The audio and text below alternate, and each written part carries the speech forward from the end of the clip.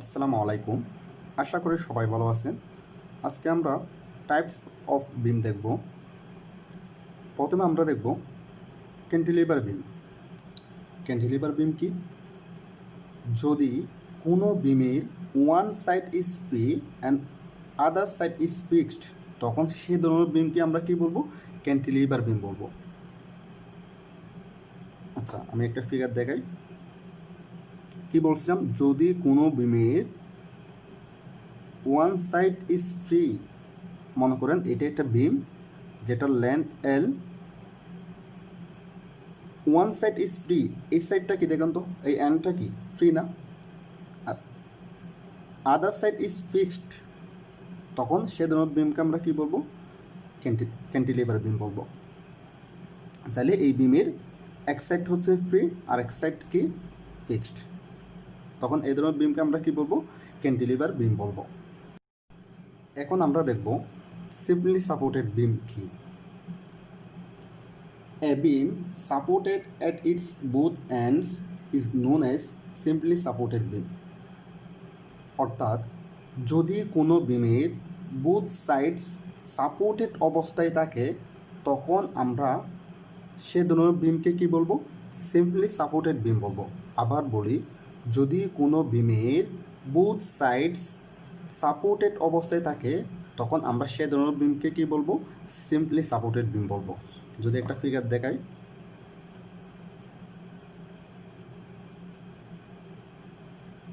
মনে করেন এটা একটা বিম যেটার লেন্থ এল, এক পাশে কি আছে? হিঞ্জ আছে, অন্য পাশে আমি রুলার দিলাম, সমস্যা নেই। অথবা এরকমই হতে পারে, দুই পাশে হিঞ্জ থাকতে পারে।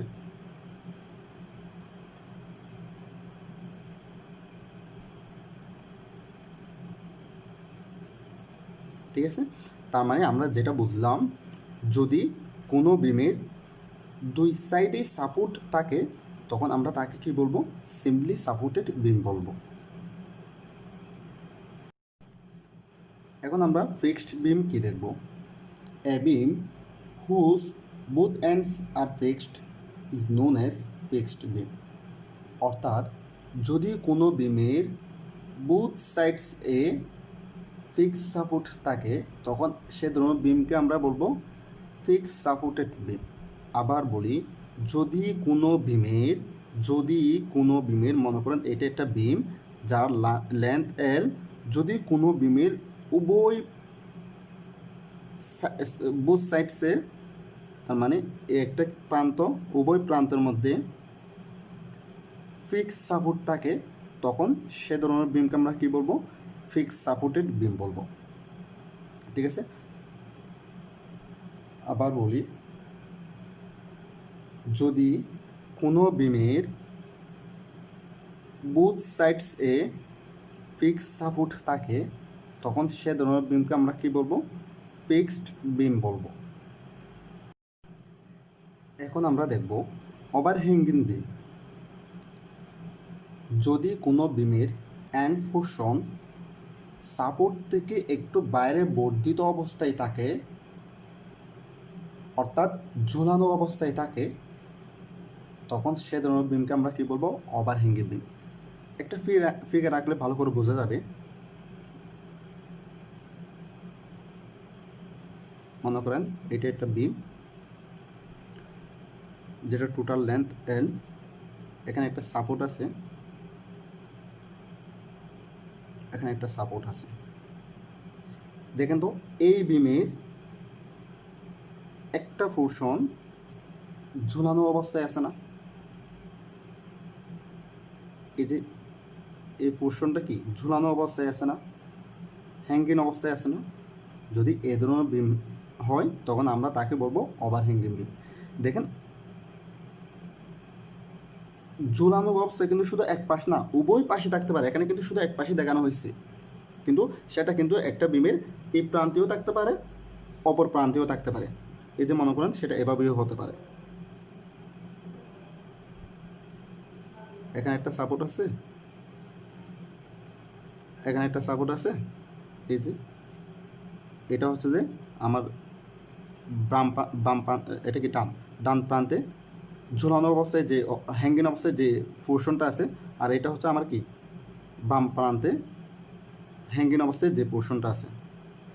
তার মানে ওভার হ্যাঙ্গিং বিমটা কি, যদি কোনো বিমের এন্ড পোর্শন সাপোর্ট থেকে একটু বাইরে বর্ধিত অবস্থায় থাকে তখন সে ধরনের বিমকে আমরা কি বলবো, ওভার হ্যাঙ্গিং বিম বলবো। ওভার হ্যাঙ্গিং পোর্শনটা বিমের এক পাশেও থাকতে পারে অথবা বিমের দুই পাশেও থাকতে পারে। এখন আমরা দেখব কন্টিনিউয়াস বিম কি। এ বিম which has more than two supports, that kinds of beam is called a cantilever, a continuous beam। অর্থাৎ যদি কোনো বিমে মোর দেন টু সাপোর্ট, দুইয়ের অধিক সাপোর্ট থাকে তখন সে ধরনের বিমকে আমরা কি বলবো, কন্টিনিউয়াস বিম বলবো। একটা যদি ফিগার দেখাই, মনে করেন এখানে একটা সাপোর্ট আছে,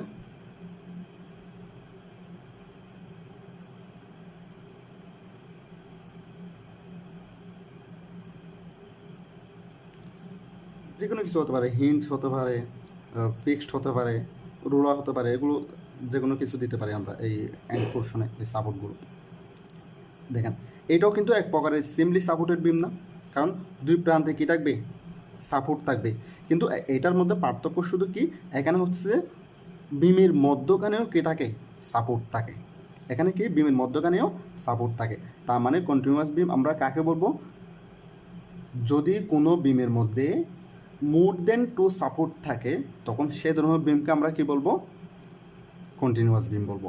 যদি আমরা শুরু থেকে আবার একটু দেখি, তখন একদম প্রথমে কী ছিল, ক্যান্টিলিভার বিম ছিল। ক্যান্টিলিভার বিম কী ছিল, যদি এক পাশ ফ্রি অন্য পাশ ফিক্সড সাপোর্ট থাকে, এক পাশে ফ্রি অন্য পাশে ফিক্সড সাপোর্ট থাকে তখন সে ধরনের বিমকে আমরা কী বলবো, ক্যান্টিলিভার বিম বলবো। এরপর কী ছিল, সিম্পলি সাপোর্টেড বিম ছিল। যদি কোনো বিমের উভয় প্রান্তে সাপোর্ট থাকে তখন সে ধরনের বিমকে আমরা কী বলবো, সিম্পলি সাপোর্টেড বিম বলবো। এরপর কী ছিল, ফিক্সড বিম ছিল। ওইটা কি বলছিলাম, যদি কোনো বিমের উভয় প্রান্তে ফিক্সড সাপোর্ট থাকে তখন সে ধরনের বিমকে আমরা কি বলবো, ফিক্সড বিম বলবো। এরপর কী ছিল, ওভার হ্যাঙ্গিং বিম ছিল। যদি কোনো বিমের এন্ড পোর্শন সাপোর্ট থেকে একটু বাইরে বর্ধিত অবস্থায় থাকে, একটু বাইরে বর্ধিত অবস্থায় থাকে তখন সে ধরনের বিমকে আমরা কী বলবো, ওভার হ্যাঙ্গিং বিম বলবো। হ্যাঙ্গিং পোর্শনটা বিমের এক পাশ অথবা দুই পাশ উভয় পাশেই থাকতে পারে কিংবা এক পাশেও থাকতে পারে। এরপর ছিল কী ছিল, কন্টিনিউয়াস বিম ছিল। যদি কোনো বিমে দুইয়ের অধিক সাপোর্ট থাকে তখন সে ধরনের বিমকে আমরা কি বলবো, কন্টিনিউয়াস বিম বলবো। আশা করি বিমের এই টাইপস বুঝতে পারছেন।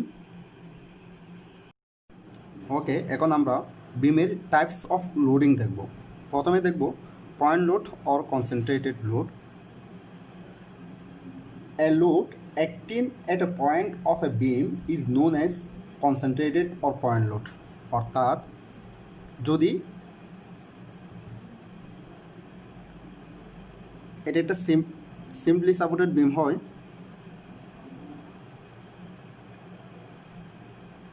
যদি এখানে লোড অ্যাপ্লাই করা হয়, কি একটা লোড দেওয়া হচ্ছে, কাজ করতেছে, দেখেন তো এটা পুরা বিমের উপর পড়তেছে না, পড়তেছে না, কোন একটা সিঙ্গেল পয়েন্টে পড়তেছে। এখানে যদি আরও লোড দিই, মানে এটা P1, এটাও একটা সিঙ্গেল পয়েন্টে পড়তেছে। অর্থাৎ কোন একটা বিমের উপর যদি লোড কোনো সিঙ্গেল পয়েন্টেই কাজ করে তখন আমরা সে ধরনের লোডকে কী বলবো, পয়েন্ট লোড অথবা কনসেন্ট্রেটেড লোড বলবো। এখন আমরা দেখব ইউনিফর্মলি ডিস্ট্রিবিউটেড লোড। যদি লোড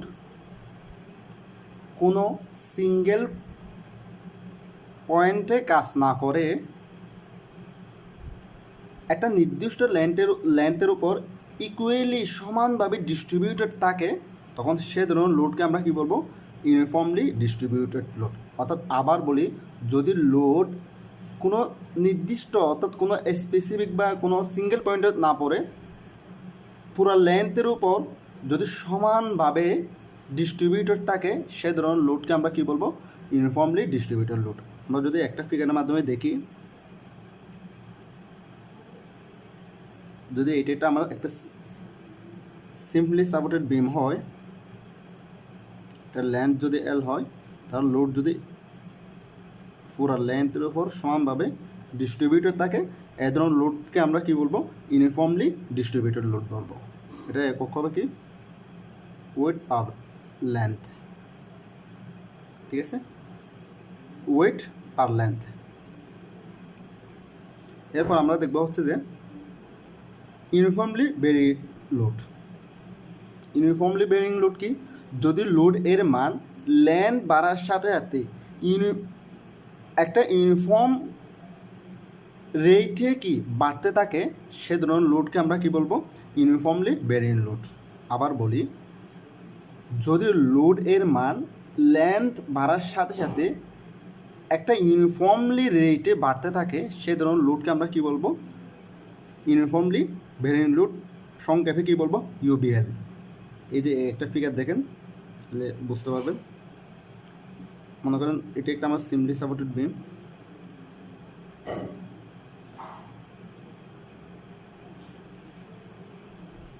যদি লোডটা আমার এভাবে বাড়তে থাকে, ইউনিফর্মলি একটা রেটে বাড়তে থাকে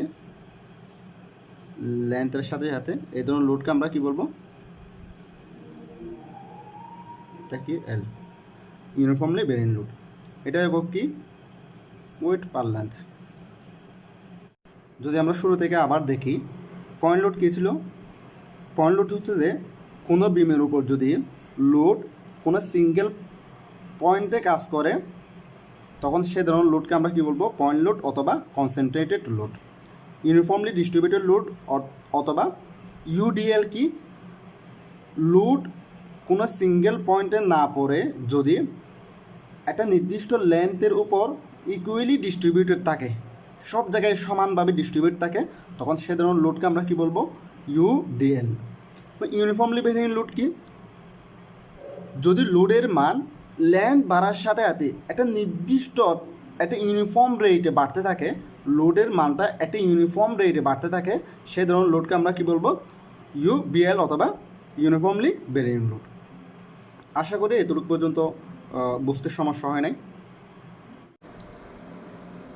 আজকে এতটুকুই। হয়তোবা আমার অনেক ভুল ত্রুটি ছিল, তো ক্ষমার দৃষ্টিতে দেখবেন আর আমার জন্য দোয়া করবেন। আসসালামু আলাইকুম।